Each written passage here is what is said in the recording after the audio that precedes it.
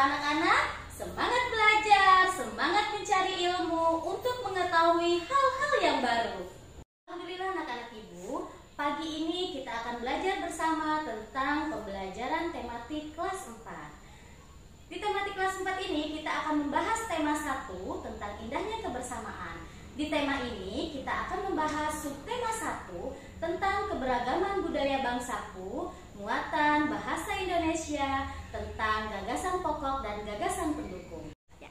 Baik anak-anak ibu semua, pertama kita akan membahas tentang gagasan pokok terlebih dahulu. Gagasan pokok selalu berdampingan dengan gagasan pendukung atau selalu beriringan. Contoh misalnya, di dalam satu paragraf pasti akan terdapat gagasan pokok dan gagasan pendukung di dalamnya. Anak-anak ibu semua pasti sering membaca buku bukan? Membaca buku cerita, membaca buku dongeng, membaca majalah, koran, bahkan tidak lupa bukan membaca buku pelajaran.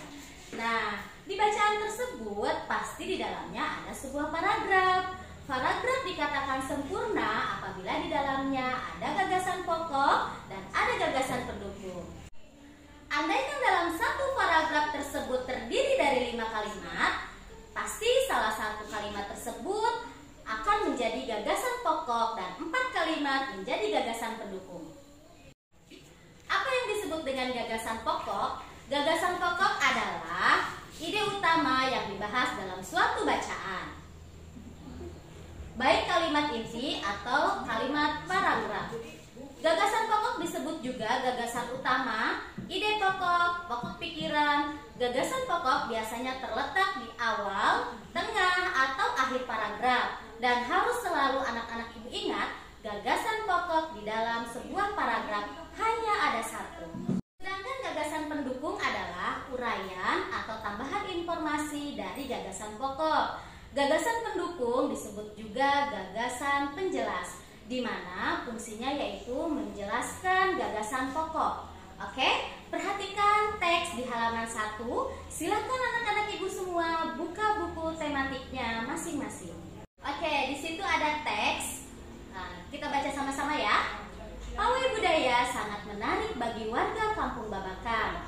Pawai ini selalu menampilkan keragaman budaya Indonesia. Udin dan teman-teman tidak pernah bosan menanti rombongan pawai lewat. Tahun ini mereka datang ke alun-alun untuk melihat pawai tersebut. Kakek Udin pun terlihat sabar menanti. Terdengar suara gendang yang menandakan rombongan pawai semakin dekat. Dari paragraf berikut, kita akan mengetahui mana gagasan pokok dan mana gagasan pendukungnya. Nah, untuk menentukan gagasan pokok, anak-anak ibu harus menentukan dulu kalimat utamanya. Kalimat utamanya yaitu pawai budaya sangat menarik bagi warga Kampung Babakan. Dan gagasan pokoknya adalah pawai budaya di Kampung Babakan. Setelah menentukan gagasan pokoknya, kita dapat menyimpulkan dalam satu paragraf itu hanya ada satu gagasan pokok. Sisanya adalah gagasan pendukung. Apa saja sih gagasan pendukungnya? Yuk kita cari tahu. Gagasan pendukungnya yaitu yang pertama, pawai ini selalu menampilkan keragaman budaya Indonesia. Yang kedua, Udin dan teman-teman tidak pernah bosan menanti rombongan pawai. Yang ketiga, tahun ini mereka datang ke alun-alun untuk melihat pawai tersebut.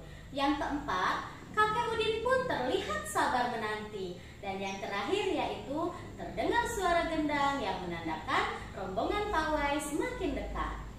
Bagaimana? Mudah bukan untuk mengetahui gagasan pokok dan gagasan pendukung? Pasti mudah bukan? Insya Allah anak-anak ibu semua pasti bisa. Demikian pembelajaran hari ini. Sampai bertemu di pembelajaran berikutnya. Jangan lupa tetap semangat, jaga kesehatan, jangan lupa cuci tangan dan menggunakan masker. Wassalamualaikum warahmatullahi wabarakatuh.